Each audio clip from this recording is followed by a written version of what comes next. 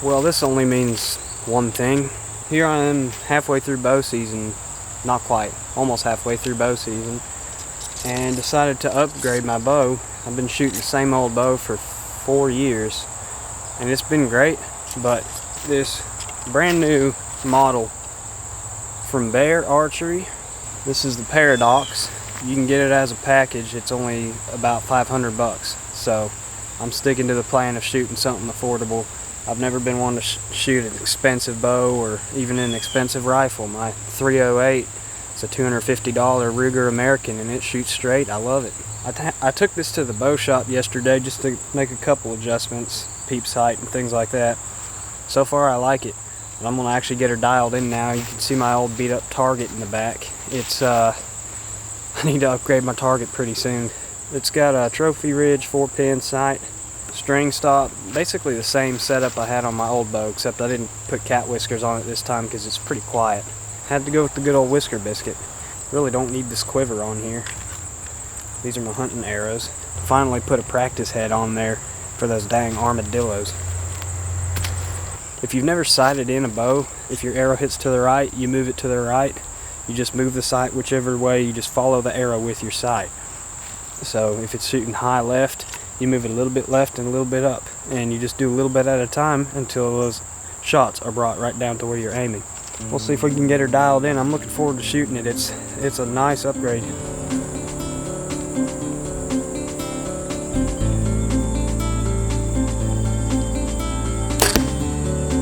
Actually hitting a little bit low. It's only hitting about 1.5 inches low, so that's a big improvement. My old bow was shooting 2-3 inches high at 10 versus 20. It was dead on. I'm gonna bump that sight up just a hair. I might have to edit this out. After telling y'all to follow the arrow with your pins, I just have been moving my sight the wrong way the whole time. We'll just pretend this didn't happen. Alright, I stepped back to 30. Got it dialed in at 20. So my arrows were hitting low. I was supposed to move the sight down, and I kept bumping it up. Anyways, I'm gonna shoot with the 20-yard pin at one of the top targets and see how much it drops. The best way to gauge how much you gotta move your actual pin is to hold the bow out as if it's at full draw. Just by luck, they're spaced out the same distance between the two dots on the target, so my 30-yard pin should already be sighted in at 30 yards, but I'm going to shoot it a few times just to be sure. So I've got my 20 and 30-yard pins set, bow's ready to hunt. Starting to get a little bit signs of fatigue, which makes my accuracy go way down, makes anyone's accuracy go down. It's also bad for your form if you start drawing over and over when you're tired. I'm not going to go back to 40 yards just yet. What I'll probably end up doing is taking that bottom pin off. I only want 20, 30, and 40. 3 pins is plenty for me. I'll save that other pin as a backup. I'll go back another day and start shooting at 40, but I've never shot a deer past 20 yards, so if I'm shooting tight groups at 20, I'm ready to hunt. And then I practice to 30. If I feel confident at 30, I might shoot a deer at 30, but it hasn't happened yet. So that's why I always try to set up tight to the deer trails, because I like them coming right up under me, get that chip shot. Once again, this is a Bear Paradox. I'm impressed with it so far. Now, the only thing wrong with it I see so far is there's no deer blood or hair or anything on it, so I'll have to go see if I can fix that. But I'll see y'all in the woods. Well, good afternoon, y'all. It is sunny, about 80, low 80s maybe. It's kind of hot, but not like it was. I'm going after the red stag. He's a mature 7-point that I saw when I was scouting this summer.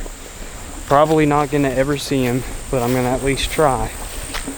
It's a long ways from the truck where I want to hunt.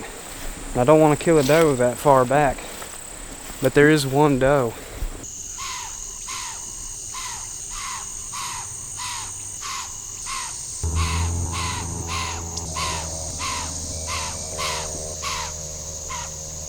She done goofed on me when I was scouting. She put herself right up there on my list with all the other bucks. She got a double throat patch, which makes her easy to identify, but there is another doe with a double throat patch. If I see a doe that looks like that one, and she give me a shot, she might just get it, but I'm not trying to kill a doe back here because it's going to be a long ways out. I'm seeing deer sign in this field still, like deer droppings and tracks, so they're still using this field sealed. Ground cherry. I didn't know deer ate this. These are ground cherries, them Chinese lanterns. A little fruit in there. The top's just eating clean off. Really what it comes down to is what will deer not eat. They eat a lot of this stuff out here, especially the broadleafs.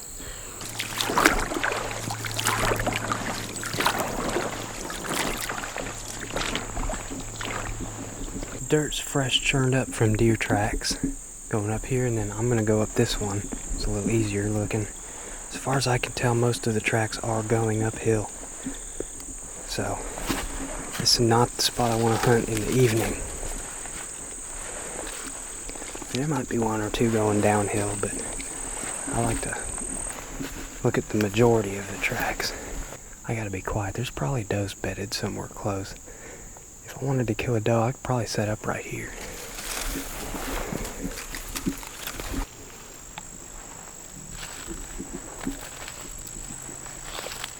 There's definitely a crossing here. And there's definitely a deer here too.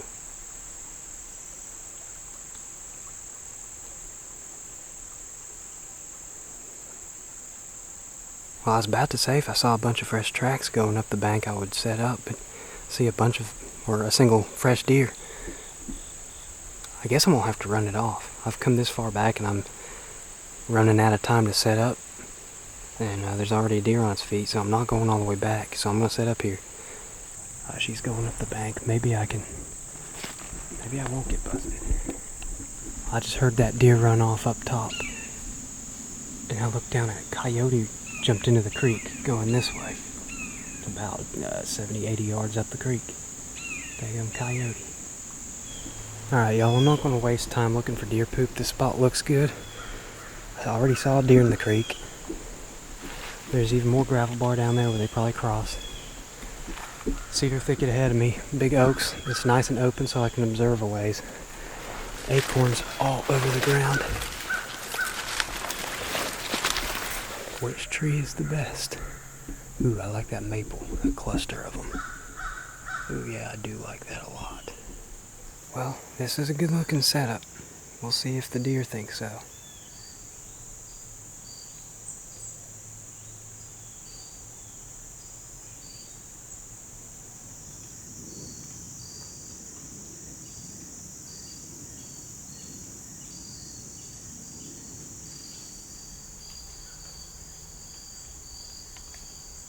I just heard a deer running in the CRP behind me across the creek. I don't know which way it was running. It was definitely a deer.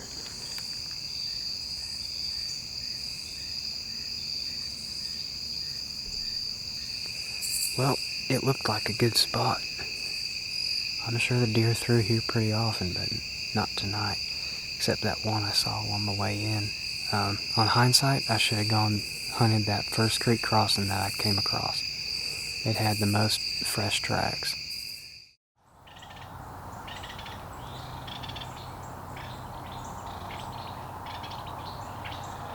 Good morning, y'all.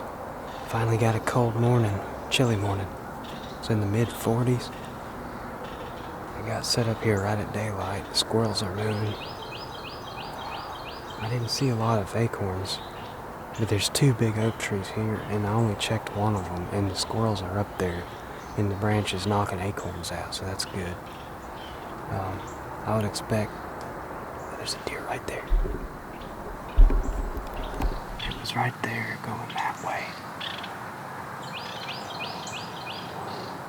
Anyway, I'm gonna finish this up real quick. What I'm doing this morning is trying to kill a doe and get my donation to Hunters for the Hungry. And then this afternoon, I'm gonna go into the thicket where I saw that big buck a couple weeks ago.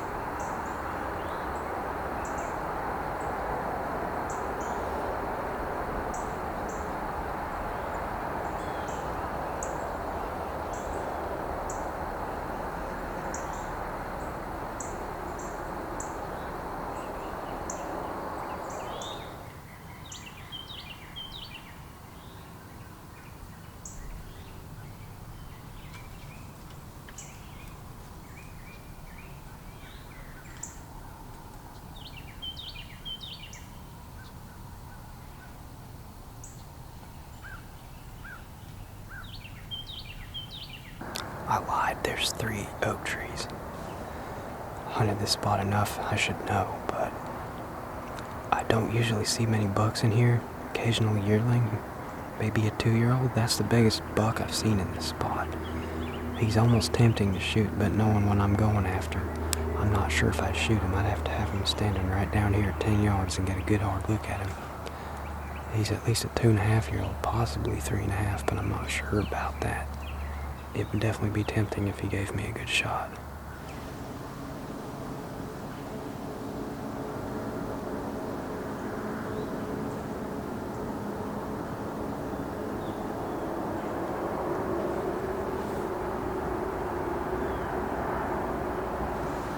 Got a herd of does coming in.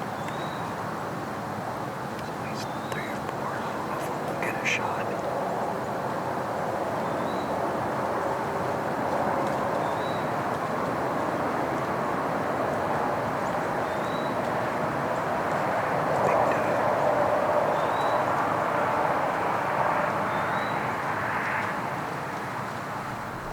One of them just ran back.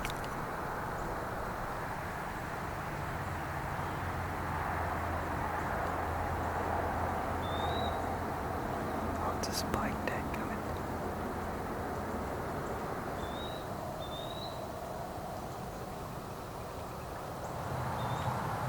Spike's running around like a maniac. I lost track of those does. They got behind the thick stuff.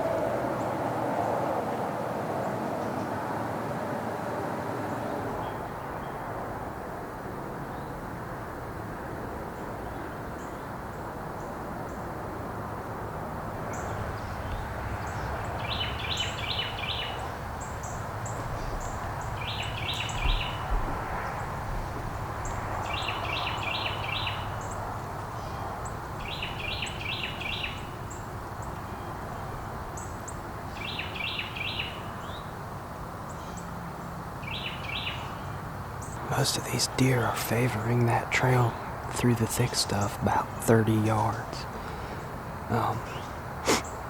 There's another tree down that way where those 2 bucks went that I've hunted out of and killed out of, and would have got a shot at a lot of these deer, but I also wouldn't have seen the 9-point if I'd hunted out of that tree. Every time I come in here, I gotta decide which tree am I gonna climb, because there's only a couple that'll give me a shot. Oh shoot, there's a button buck.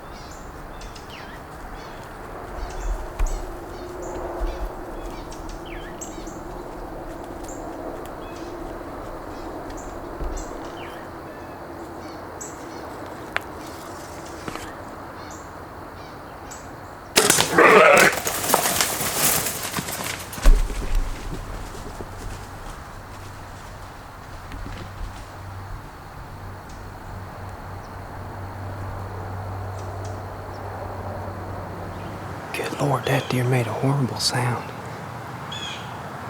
I've had him do that when I spine shoot him, but not a heart shot like that. I hit her good.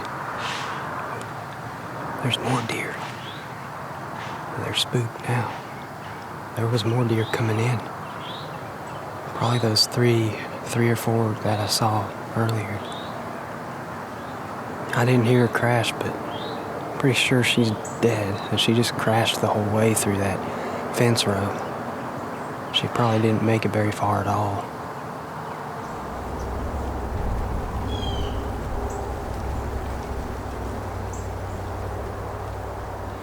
I just went back and looked at the footage of that buck, and I'm on the fence about him. I think if he steps out broadside, I don't think he's gonna survive that. I've got 2 statewide tags, so I wouldn't be tagged out if I shot him. Definitely wouldn't burn my last tag on him, but he's a nice deer. Mainframe 9 with a sticker from what I could tell. I mean, he's a nice buck. I think I'm gonna sit up here at least another half hour, just in case he shows up again.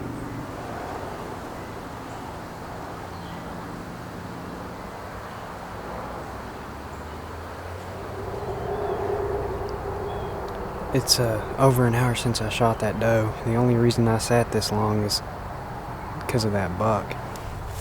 Alright, so she ran into this old fence post. There's blood. Good blood. Then she paralleled the fence.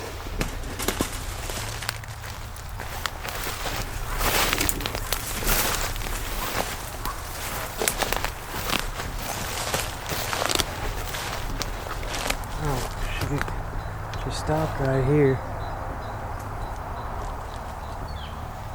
and then kept going.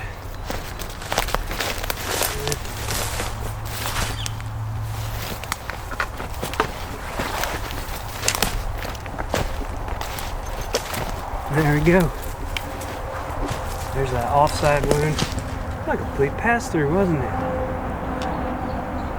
I think she took the arrow and broke it off somewhere. I'm gonna have to go back and look for it. Healthy little doe. Looks like a 1.5 years old maybe. First one with the new Bear bow. So I got most of the arrow back.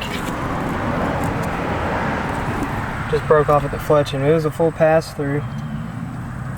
And the blades don't seem to be bent at all. They're still really sharp. So I killed my buck with this a couple weeks back, and I'm gonna clean it up, get the dirt out of it, and screw it onto a new arrow and see if I can kill something else with it. So I got my doe here at the processor. What we got here in Tennessee, a program called Hunters for the Hungry that's run by the Tennessee Wildlife Federation. A lot of states have similar programs, and they've got enough money to pay the processors. They've got a list of processors that participate. This is one of them. And the processing fee's already paid, so all I gotta do is drop it off and fill out a little paperwork, just a little bit of info on the deer and where it was killed and the confirmation number from checking it in. Drop off the deer, and they grind up all the meat and send it to the food banks. So last year I donated 2, I think, and this year I'm gonna try to do a few more if I can. I'm gonna get her loaded up. We got a guy coming down here in just a second to get the paperwork out, and then it's just a couple things I gotta fill out and it'll be good to go.